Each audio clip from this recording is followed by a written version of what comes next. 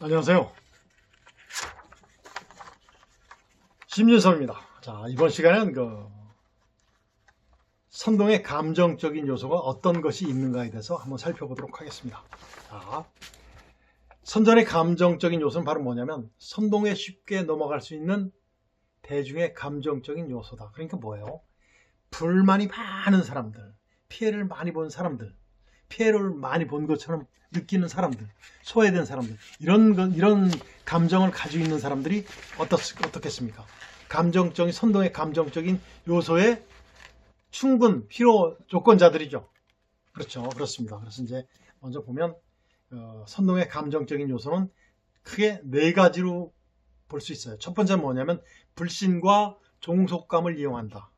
불신과 종속감. 그 다음에 두 번째는 제외와 소외감을 이용한다. 나는 어디에서 제외됐다, 소외되었다 이런 거. 그 다음에 불안과 환멸감을 이용한다. 그 다음에 불쾌감을 자극해서 분리시킨다. 뭐 이런 것이 이제 바로 선동의 감정적인 요소입니다. 제가 지금 말씀드렸습니다만 실제 그럴까요? 불신과 종속감 누가 하는 거예요? 객관적이에요? 주관적이에요? 100% 주관적이죠. 개인이 느끼는 감정이기 때문에 선동이 가능한 것이죠. 자, 불신과 종속감을 이용하는 것이 바로 뭘까요? 선동가는 대중을 품고 있는 불신감을 향해서 선동을 조장하죠. 선동을 자극하는 거예요. 옛날에 어땠습니까? 이명박 대통령이 됐어요. 되고 나니까 어땠습니까? 반대 측에서 뭐를 했죠? 그 불만이 그때 당시에 미국에서 광우병이 굉장히 많았어요. 그러니까 괜히 거기에서 이제 광우병이 많으니까 광우병을 많이 부추기고 소고기값이 굉장히 인상되고 한우가 안 팔렸어요. 그러니까 미국 소고기 먹으면 어떻다? 광우병 걸린다 해서 그 선동을 시작했죠. 말이 됩니까? 우리나라에 광우병 걸린 사람이 하나 있었어요? 없었죠. 이런 것들을 이용해요. 속기 쉬운 대중에게 속지 말라고 어때요? 경고에서 이제 그 불신감을 자극하는 거죠. 그런 것들이 굉장히 많죠. 제가 예를 여기서는 안 들겠습니다만 여러분들이 생각해 보면 그런 일들이 굉장히 많아요. 실제 이번에 그 22대 총선에서도 그런 것들이 굉장히 많이 나와 있었죠. 많이 나와 있었어요. 굉장히 나와 있었습니다. 그리고 당신은 이용당하고 있다. 군중에게 경고해서 반응의식을 조장하는 거죠. 이용당하고 있다. 봐라, 이렇지 않느냐. 이런 것들이 바로 그거예요. 옛날에 그 문재인이 대통령이 나갈 때 뭘 주장했습니까? 북한에 유리하다. 우리나라가 원전 기술이 그때 당시에 세계에서 뭐 1, 2위 안에 들었었고 정말 굉장히 앞섰었죠. 대한민국이 발전하면 되겠어, 안 되겠어? 안 되겠죠? 그러니까 괜히 왜곡된 보도를 통해서 원전에 근무하는 사람들, 원전 그 주변에 있는 모든 해양 요소들을 왜곡시키죠. 조장하죠. 거짓말 막 만들어내가지고 어떻습니까? 탈원전을 주입시켜요. 그러니까 어떻게 됐습니까? 자기가 공약으로 냈습니다. 공약 냈으니까 그것이 공약화됩니다. 그래가지고 어떻게 됐어요? 대통령이 공약을 했으니까 지켜야죠. 우리나라가 원전 없었잖아요. 원전 없었잖아요. 원전 전부 다 그 기술이 나가지도 못하고 수천억 달러, 즉 우리나라 돈으로 수조에 이르는 그런 것들이 전부 다 다 규멸된 상태에 이르렀었죠. 이런 것들이 바로 뭐냐면 불신과 종속감을 이용한 예들입니다. 그 다음에 제외와 소외감을 이용한다. 받아야 할 혜택 및 분배를 받지 못한다고 생각하는 거죠. 이게 뭐예요? 말이 됩니까? 안 됩니까? 이게 옛날에 과거에 이석기 계열의 노동자 집단에서 많이 이용을 했어요. 빈익빈, 부익부를 강조하죠. 여러분들이 낸 세금은 높은 사람들은 전부 다 가져간다. 그렇습니까? 실제 그렇습니까? 우리가 낸 돈으로 혜택을 보는 사람 누구예요? 국회의원들이죠. 국회의원들. 우리나라 국회의원 너무 많죠. 300명. 굉장히 많아요. 자기들 얘기는 안 해요. 자기들 얘기는 안 하면서 괜히 보십시오. 받아야 할 혜택을 받지 못하는 사람들 보면 내가 정당하게 일을 했을 때 받아야 할 혜택이 못 받습니까? 지금 우리나라 그런 사람이 아니에요. 내 능력이라든가 내가 했던 기여도에 따라서 뭘 받는데 남보다 적게 받으니까 야 쟤는 이렇게 많이 받는데 너는 왜 조금밖에 못 받아? 이런 식으로 조장하는 거죠. 이런 것들이 바로 뭐냐면 선동가들의 허위 날조 모략극입니다. 이런 것들. 그러면서 저 평소에 다른 사람들은 굉장히 많이 받는데 너는 못 받았다. 그리고 실제 보면 그 화이트 칼라, 블루 칼라에서 여러분들은 블루 칼라이기 때문에 이렇게 소외되고 있다 해서 노동자를 조장하고 선전선동하는 것이 바로 뭐죠? 이런 소외감과 제외됐다는 이런 요소들이죠. 그런 것뿐이 아니에요. 마을이라든가 공동체에서도 마찬가지지만 너는 뭐뭐에 가입했기 때문에 너는 혜택받지만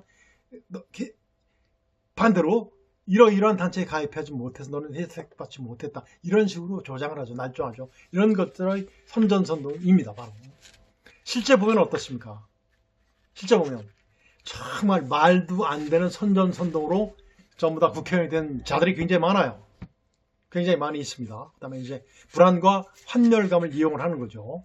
불안과 환멸감 뭐냐면 군중들 자신에게 닥쳐올 위험, 재난 등의 일반적 내용을 지적함으로써 불안감을 더 확대시키는 거예요. 이번에 보십시오. 이번에 그 화재 사건이 났는데 수업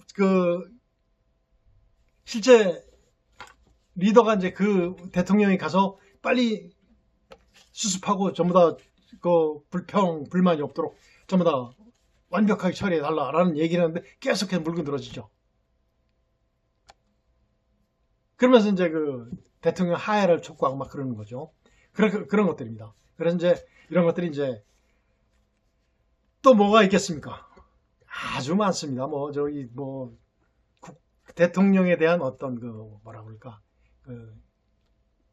외교 활동이라든가 이런 거. 외교는 50대 50입니다. 잘 되고 성공과 실패입니다. 그런데 과거 대통령들은 한 사람들이 없었어요.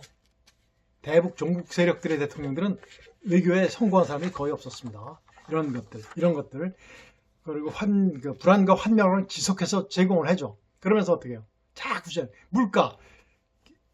어떻습니까? 이번 총선에서는 가장 이슈화가 됐던 게 뭐예요? 물가죠.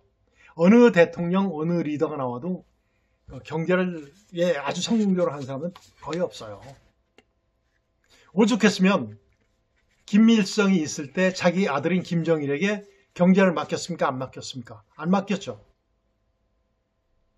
김정일이가 김정은에게 경제를 맡겼어? 안 맡겼어요? 안 맡기죠. 처벌할 수 있는 어떤 수단을 만들어 놓는 거죠. 이런 것들은 바로 뭐다? 공산주의자들, 선동가들이 하는 수법들입니다. 그리고 이제 불쾌감을 계속해서 자극하죠. 환멸감을 자극했고, 네 번째는 불쾌감을 자극하죠. 좀 전에 제가 말씀드린 세 가지 요소들을 전부 다 복합적으로 작용을 해서 즉 군민들에게 불쾌감을 형성하는 거예요. 어떻습니까? 지금 군대가 이러면 안 된다 해가지고 어때요? 침소봉대하죠. 국민과 군대를 분리시키는 결국 누구한테 유리하도록 만드는 거예요? 김정은에게 유리하도록 만드는 거죠. 이런 것들이 바로 불쾌감 자극하는 거죠. 군대 하면 우리나라 어떻습니까? 군대 갔다 온 사람들은 굉장히 나는 국가를 위해서 몇 년 동안 희생을 했어. 봉사활동을 했어. 라는 생각을 가지게 되는데 나 끌려갔다 왔어. 라는 식의 어떤 걸로 불쾌감을 자극하는 거죠. 그리고 군인을 뭐로 봐요? 정말 그 숭고한 임무를 수행하는 군인들을 분발이 개입니까? 개? 짐승에 비유하듯 이런 식으로 하는 이런 것들이 바로 이제 불쾌감 자극하는 거예요. 이런 것들이 바로 이제 그런데 어떻다? 우리는 가려운데 계속 긁어주면 좋아하죠. 선동가들은 그런 것만 계속해서 긁어주죠. 국민들이나 대중들의 그 불만만 이렇게 해주는 거예요. 대부분의 대중들이 불만을 가지고 있지 않지만 일부 대중들이 불만을 가지고 있으면 그들만 집중적으로 공격을 하죠. 공격을 해서 선동을 해서 계속해서 확대시켜요. 그러면 마치 나라 전체가 불만에 가지고 있는 양 이런 식으로 해서 감정적인 요소를 대입시키는 것이 바로 그렇습니다. 이런 것들이 바로 어때요? 선전의 감정적인 요소를 활용하는 선동가들의 특징이라고 보면 이상이 없습니다. 자, 이번 시간에는 선전의 감정적인 요소까지 알아봤습니다.